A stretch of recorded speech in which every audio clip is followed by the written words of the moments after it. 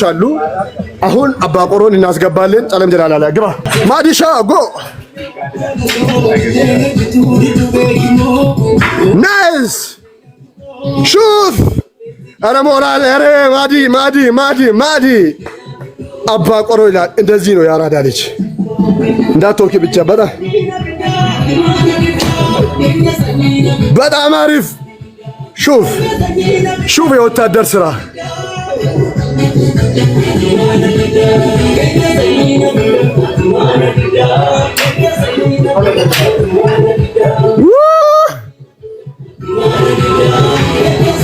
ሹፍ በግራ በቀኝ ያራዳ ልጅ አባቴ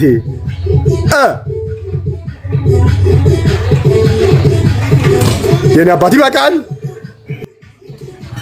ይበቃል።